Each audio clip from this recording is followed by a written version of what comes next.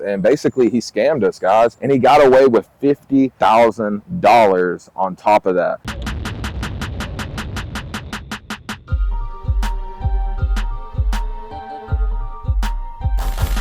What's up, guys? Welcome back to the channel. My name is Derek, aka Flippingahouse, and if you're new here, we talk real estate, financial literacy, and just how to get better. But today we're in the field, and I'm going to be talking to you guys about the 5 ways that you can protect yourself to make sure that you don't get scammed on a real estate transaction. Stick around, it's going to be a good one. So when I talk to you guys about getting scammed on a property, I think it's very critical that I'm in the field, because this is a property that we recently thought that we purchased from a seller, and then come to find out it's been 3 months since the purchase. Luckily we didn't start building, and we just found out that this property was fraudulently sold to us. Yes, a seller claimed to be the owner of this property. They faked all the documents, and I think it's important to share with you guys so you understand how you can protect yourself when we're dealing with these big numbers, and also when we're using other people's money to purchase a property. We need to make sure you're protected, and more important, they're protected. So let's talk about it. Now, the first thing that I want to bring out to you guys is it seemed like a very normal seller. When they reached out to us, this was an SEO, search engine optimization lead, and they reached out to us wanting to sell this 5,000 square foot lot.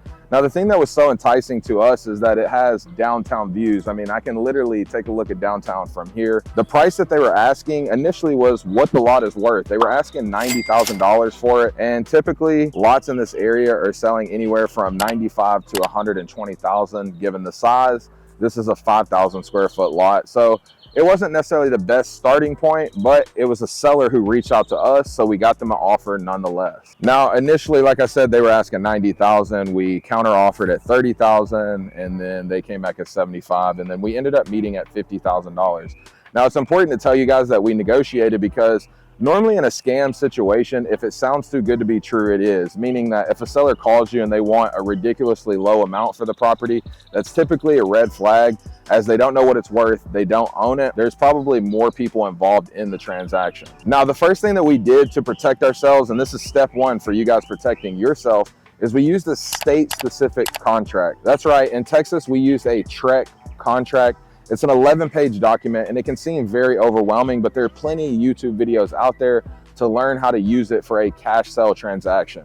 But anytime you guys are going to purchase a property, make sure you use a state-specific contract, as it's going to be the one that protects you the most. All right, now the second and most important thing that we did was we went to a title company. Now, if you're going to protect yourself in any transaction, you need to first learn if you're in a title state or an attorney state. Now, these work differently, but they also work the same, meaning that there is a lawyer that's going to look over and underwrite the deal to make sure that everything is done correctly. So in your state, step 1 is to figure out if you're in a title state or if you're in an attorney state. Now, because we're in a title state, we took that state-specific contract, the TREC contract, and we took it to a title company where we then opened up title. Now, the third step, and probably the most important, is getting a title commitment back. Now, when a title company or attorney pulls a title report, they're going to give you a title commitment. Now, what that means is it's going to give you the history of the property from when the home was built up until now.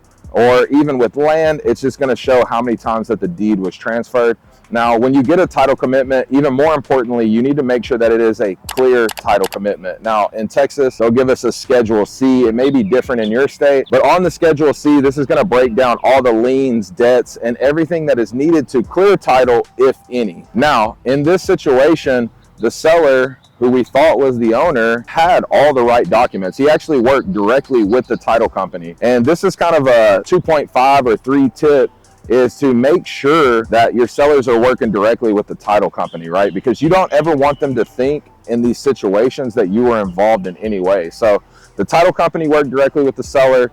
He got them the documents to then get a clear title commitment. Now, once you get a clear title commitment, number 4 is to get title insurance. This right here, guys, is what's going to protect you through and through. Because if a home does not have a clear title commitment or piece of land, then typically you cannot get title insurance. And we never buy a property. This is personally, but I would guarantee it for you guys as well. Never buy a home or piece of land or anything without a clear title commitment and title insurance. The last step, and especially with land, you want to make sure that you get a survey. Now, survey is so important because whether you're buying a home or a piece of land, it's going to give you the boundaries of what you actually are buying or own. Now, this is so important because I've had friends in the past buy homes and they think that they're buying the lot next door with it, and then the survey comes back and they already bought the property, and come to find out they didn't own the land, and it kind of messes up the entire deal.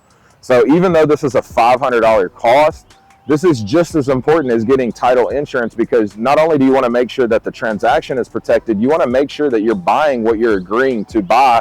And there's no better way to do that than spend $500 or $600 and get you a survey. Now, just to review with you guys, once again, to make sure that you have those 5 things in place, we need to use a state-specific contract. We need to go through a title company or closing attorney. And then you need to make sure that you get a clear title commitment so that you can then, number 4, insure the transaction with an insurance policy or a title policy. And then number 5, you want to make sure that you get a survey in place to make sure that you're buying what you think you're buying. Now, we did all these things, guys. I'm going to be honest with you. We went through the total transaction. We closed right before January, so it was end of year. Everything seemed normal. We were waiting on our other new build project to get a couple things cleared before we start working on this. And I'm so happy that we waited, because on Monday, or about 4 days ago, we received a call from the title company that the seller who actually owns the property, the rightful owner, received closing docs and he never sold the property. And it raised a red flag for the title company. So what happens is they go through, they start looking through documents, and somehow they missed it.